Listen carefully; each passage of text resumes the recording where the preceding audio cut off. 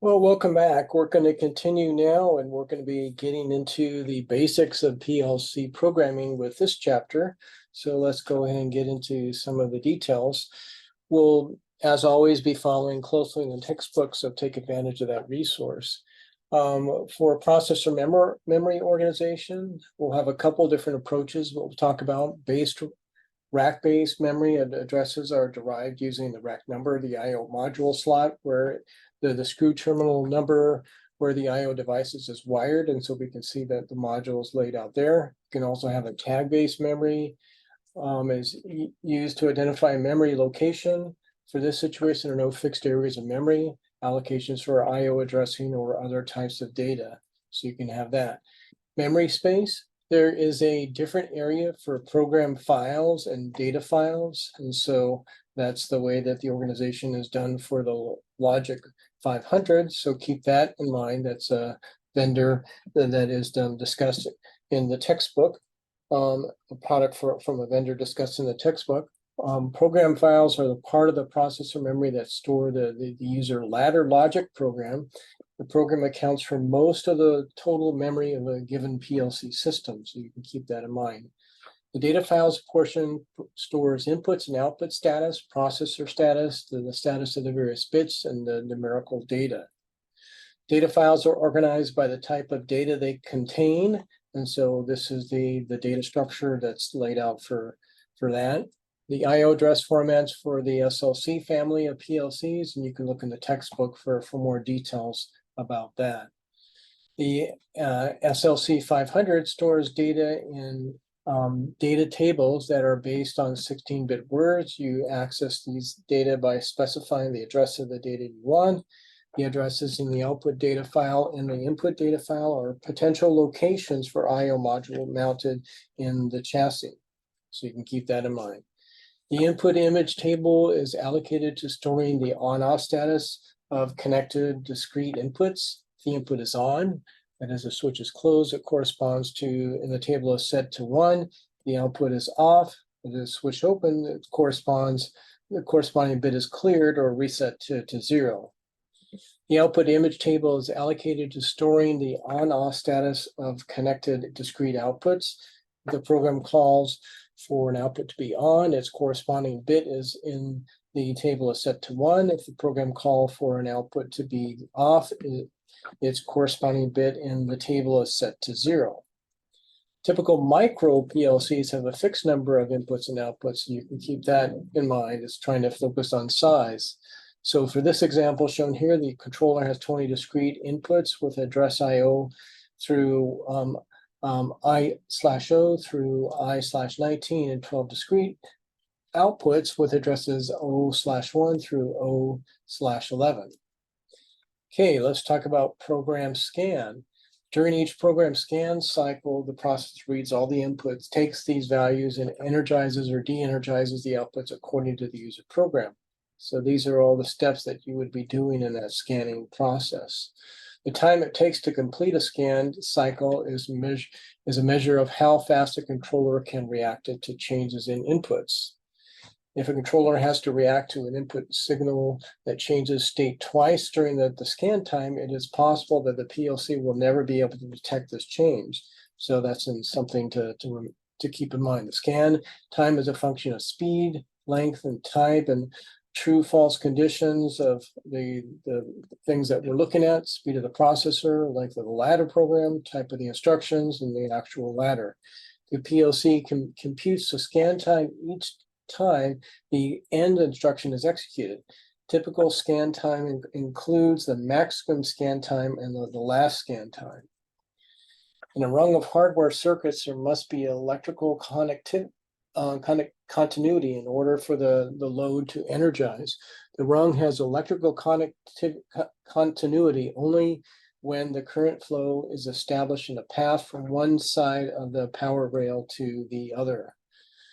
So PLC ladder logic rung is evaluated in terms of the logical continuity. When there is continuity paths of true conditional instructions in a rung, logical continuity exists. Accordingly, the output instruction is true and the status bit will be set to 1, that is on. This is just showing an overview of the data flow during the scan process. So you can pause this and take a look at this diagram as long as you would like. Scan process applied to a multiple run program. You can see you have the input, the output, and all of the logic that has to be solved in the ladder program to get things routed in the right place for the outputs. So I'm just going to skip this chart. So let's now get into PLC programming languages. So a PLC programming language refers to the method by which the user communicates information to the PLC. So you can either have textual or graphic languages. In textual, you can have instructions or text or structured information, and graphical, you can have a ladder, the functional, or the sequential function charts. So those are some things that you consider. A ladder diagram programming is a symbolic depiction of instructions arranged in rungs, similar to ladder formatted schematic diagrams. So you can have hardware relay control circuits, and here below is the equivalent ladder diagram program. For instruction lists, programming language consists of a series of instructions that refer to the basic and not logical functions. So you can have the hardware relay control circuit, and then in comparison, the equivalent instruction list program. So you can consider that. You can have the functional block diagram programming. It uses instructions that are programmed as blocked, wired together to accomplish certain functions. So you're seeing that.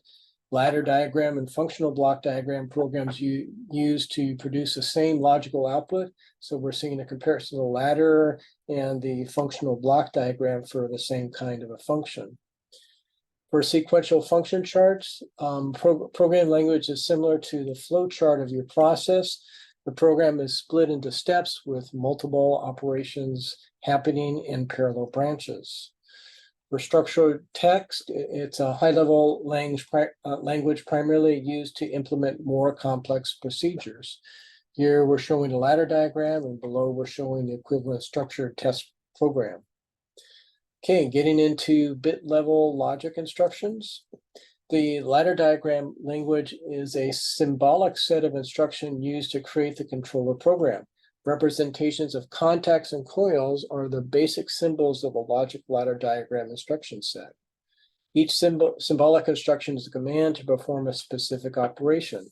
The symbols are arranged to obtain the desired control logic that is to be entered into the memory of the PLC. So the XIC instruction looks and operates like a normally open relay contact. Associated with each XIC instruction is a memory bit linked to the status of an input device or internal logic condition in a rung. The memory bit is set from 1 or 0 depending on the status of the input. 1 corresponds to true or an on situation. If the instruction memory is 1 or true, the instruction will allow rung continuity through itself like a closed relay contact. If it's false, then it's not going to do that. If the instruction memory bit is 0, that is false, this instruction will not allow rung continuity through itself and will assume a normally open state just like an open relay contact. For the XIO instruction, it looks and operates like a normally closed relay symbol. This instruction asks the PLC processor to examine if the contact is open. If it does, it does this by examining the bit at the memory location specified by the address for a 0 or 1. For a normally closed input, as with any other input, the memory bit is set to 1 or 0 depending on the status of the input. 1 corresponds to the true status or on condition. The instruction is interpreted as false when the bit is 1 and will not allow rung continuity through itself. For normally open input, a 0 corresponds to an off condition. The instruction is interpreted as true when the bit is 0 and will not allow rung continuity through itself. For the truth table, the XIC instruction always interprets a 1 state as true and 0 state as false. And so the examine off XIO instruction interprets a 1 status as false and a 0 status as true. so you can keep aware of these different ways of looking at these things and their corresponding truth tables. The OTE instruction looks and operates like a relay coil. This instruction signals the PLC to energize, that is, switch on, or de-energize, switch off the output. The instruction is associated with a memory bit that energizes the output when set to 1 and de-energizes the output when reset to 0. For OTE logic, the OTE instruction is set to 1 to energize the output, and a true logic path is established by the input instructions in the run.